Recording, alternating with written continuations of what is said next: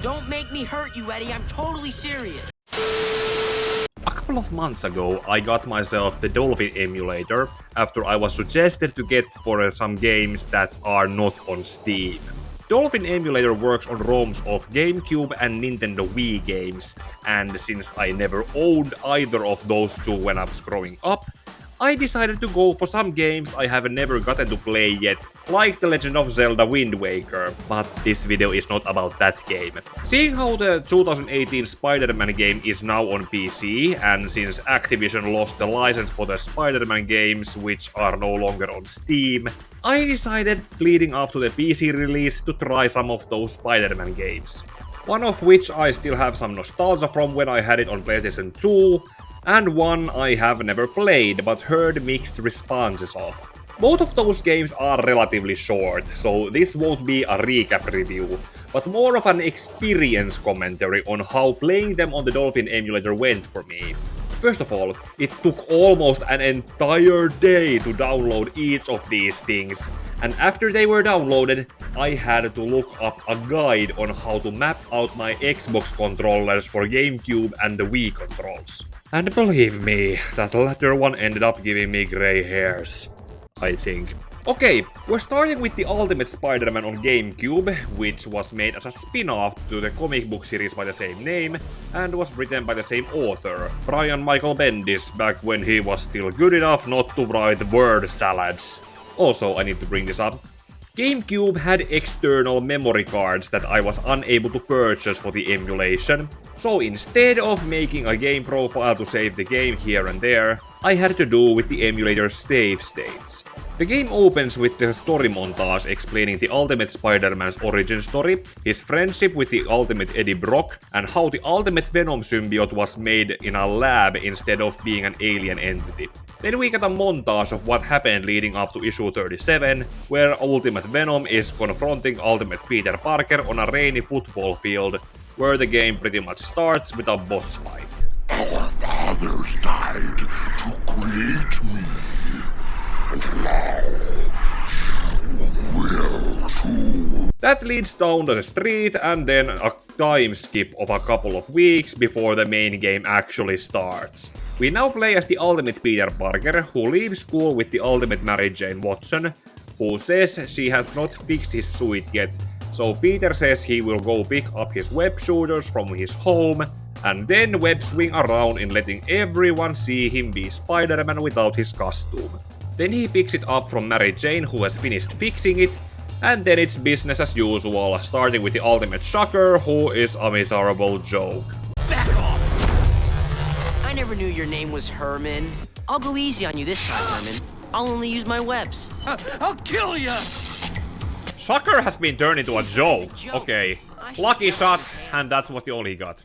By business as usual, I mean it's web swinging around Queens, racing against the Ultimate Human Torch, and finishing a list of things standing between you and plot progression. Those usually include either crime fighting, helping people who need to be taken to a hospital, and doing time trials. The controls are pretty basic, with Spider-Man being able to punch and kick, along with jumping, wall crawling, and web swinging. Spider-Man also has unlimited webbing, but no web attacks besides this one attack used to incapacitate beaten enemies to make sure they don't get back up into the fight. Then when the player control switches to Venom, that happens between some story missions, Venom jumps around like a heavy rubber ball that lacks elasticity and feeds his health bar by eating people. Both Spider-Man and Venom have their own separate boss fights when you play as them on their own turns. With Spider-Man we start with Venom in the beginning, that joke fight against the Ultimate Shocker, a drawn out fight against the Ultimate Rhino, Ultimate Green Goblin who looks and fights like a firebending Hulk, and Ultimate Silver Sable, whose appearance reminds me that they really don't draw female characters like this anymore.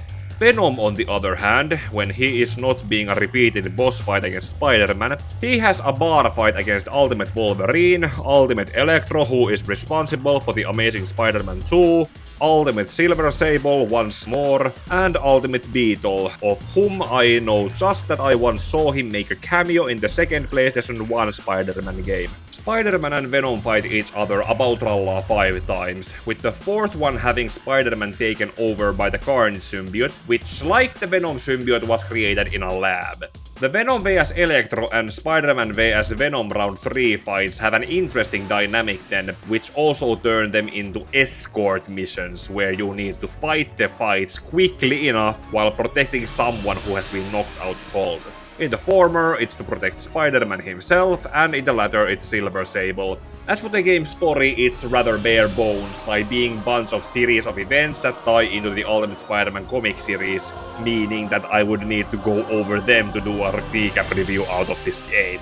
Best way to describe the game is that Spider-Man and Venom go on in their lives with a bunch of shenanigans happening here and there, until their paths have crossed enough to reach the climax where Ultimate Eddie Brock gets the total control over the Venom symbiote, and also gets the white spider symbol on his Venom costume. And this final boss fight where you need to defeat Venom before he pushes this helicopter along with the ultimate Bolivar Trask off the Trask building is more luck-based than skill-based, because the Spidey sense is a joke when it comes to Spider-Man dodging attacks coming at him.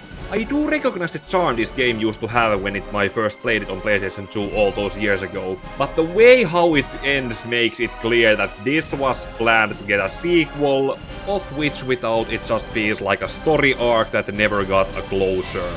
Okay, and now let's talk about the ROM of Spider-Man Shattered Dimensions on Nintendo Wii. Across many dimensions, these 4 fearless Spider-Men, in all their various incarnations, must fight to reassemble the Tablet of Order and Chaos. This is a game I had never played before, and playing it with Wii controls emulated on an Xbox controller, it was a frustrating challenge, but one I managed to play to the end. The premise of this game is that you get to play as 4 different universe versions of Spider-Man, who are all voiced by previous Spider-Man voice actors, pretty much so making this the first Spider-Verse event that I would like to say inspired every that game after it, but was really written by the same writer, Dan Slott, who wrote the following Spider-Verse comic book events. But the true inspirational medias that came from this game were that animated movie I have been unable to watch because reasons, and No Way Home where Tobey and Andrew came back. Our main Spider-Man is distractingly voiced by Neil Patrick Harris from MTV's short-lived CGI animated Spider-Man show. Madam Web? As if this night wasn't strange enough already. Ultimate Spider-Man from that previous game wearing the black suit, who is voiced by Josh Keaton from the Spectacular Spider-Man cartoon. The black suit! What am I doing in the black suit? I hate this thing! Spider-Man Noir, who is voiced by Christopher Daniel Barnes from the 1990s Spider-Man animated show, my personal favorite. Say your prayers, punks. Here comes the Spider-Man. What do we got here?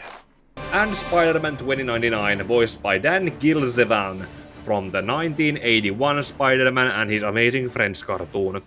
That's me, ready to save the universe and looking good while doing it. These 4 versions of Spider-Man are brought to work together when the main Spider-Man ends up shattering the Tablet of Order and Chaos that Mysterio tried to steal from a museum, and it is shattered into 17 pieces that are conveniently spread among the 3 parallel worlds and the future of 2099. Spider-Man's long-time, but not very well-known ally Madam Web, who is getting her own Terminator-style Sony movie soon, recruits the 3 other Spider-Men and gives them all power-ups to help them find all the pieces of the tablet in the game's tutorial areas. For the main Spider-Man, it's an upgrade to his Spidey sense and...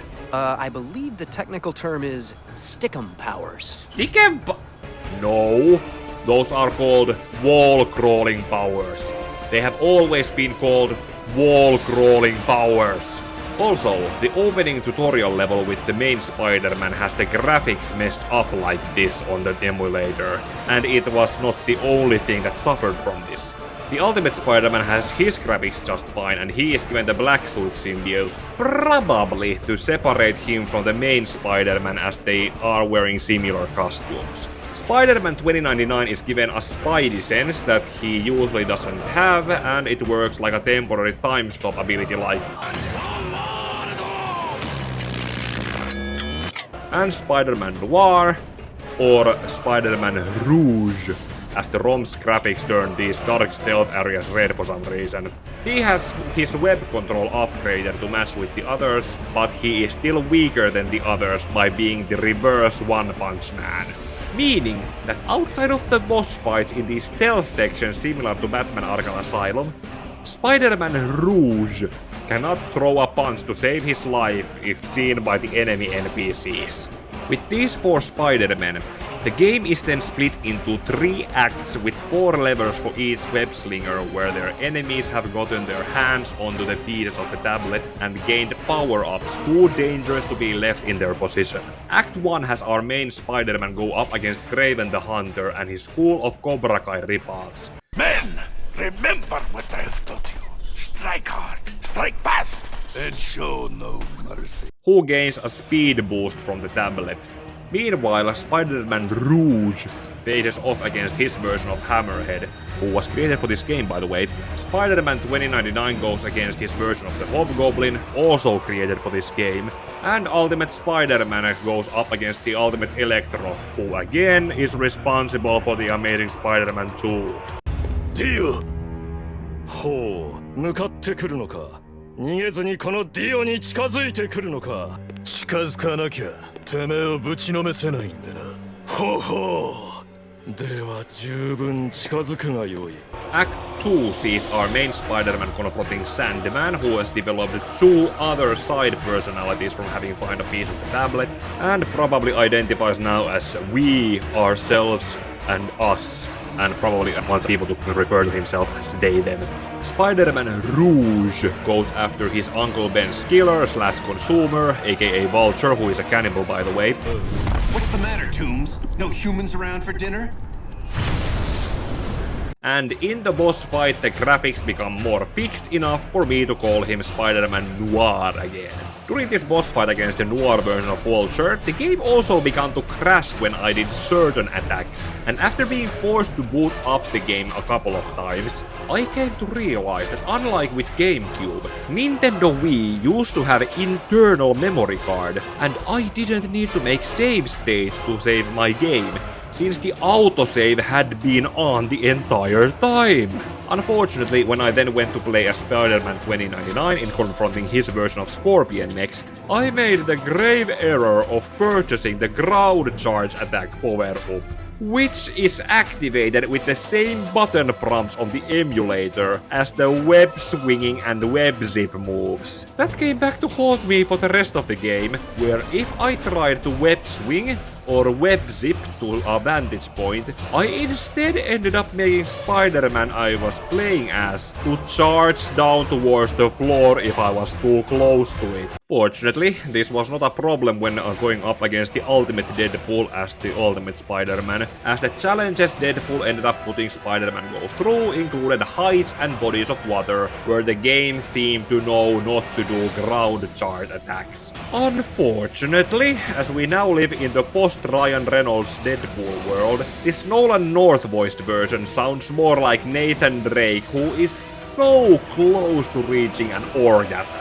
Oh, candy bar! I'm gonna get a candy bar! And before moving on to Act 3, Mysterio is shown in a couple of cutscenes to have found a few pieces of the Tablet of Order and Chaos, learns how they still work, and comes to take Madame Web hostage to force Spider-Man and the others to bring the rest of the pieces to him so he can reach godhood. Main Spider-Man agrees, probably just to play time, and goes to get his last piece from Juggernaut, who is being chased by Silver Sable. Nothing hard about that, but then came the last Spider-Man Rouge level, and these stealth sections where I'm supposed to rescue the hostages from the Noir Goblin. Here that ground charge attack began to make everything harder by making web swinging nearly impossible, and alert all the enemies, whom I could not fight against, to where I was when I hit the ground. And then came this room with multiple doors, where you're supposed to be able to choose the right door to enter so you can move on. According to a probably outdated guide I had to look up while playing, the right door is the one with twitchy eyes. But the game itself gives no indication on how anyone is supposed to figure that out. And then the boss fight against Goblin Noir was another saatanallinen työ. Because the ground charge attack kept happening when I tried to web zip into a vantage point to drop onto the goblin to make damage. Spider-Man 2099 then faced off against an original character created for this game as a female version of Dr. Octopus, who locks herself behind 3 locks and makes Miguel fight Cybermen and Cell Juniors. And the boss fight against her is like a reimagining of the Doc Ock boss fight from the PlayStation 1 game. Finally, last but not least, the Ultimate Spider-Man has to hunt down the Ultimate Carnage, a lab experiment that is not even bonded with the Galactus Cassidy, and the zombies he has created with the last piece of the tablet. And at this one point of the level, gravity just stopped working for some reason.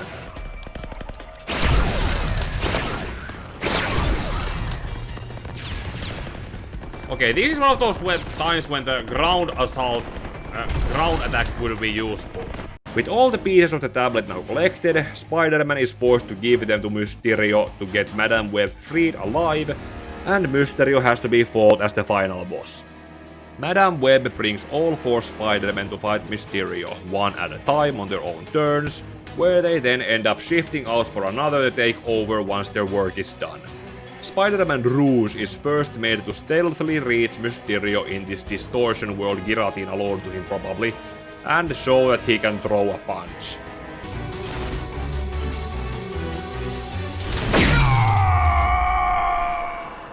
Then Spider-Man Rouge shifts away and is replaced by the Ultimate Spider-Man, who goes through a series of beat-em-ups against clones/echoes of the previous bosses, and somehow does damage to Mysterio by literally breaking his balls and punching him to the face.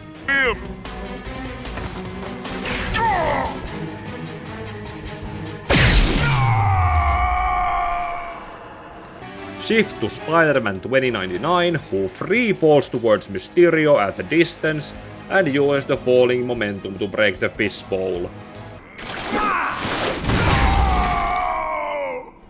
Finally, it's the main Spider-Man's turn to fight his enemy, and as this is the final playable part of the game, the graphics revert into looking like how they did in the first tutorial, and make this final stretch of a Spider-Man game turn into a Daredevil simulator.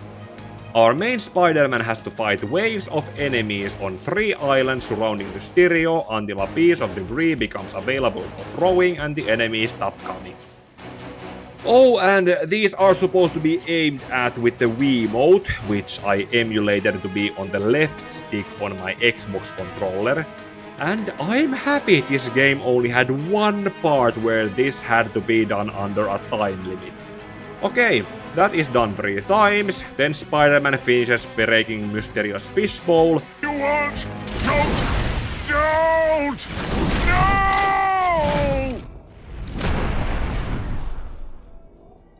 And Stan Lee narrates how the 4 Spider-Man won/saved the day, and how they believe individually to be the best.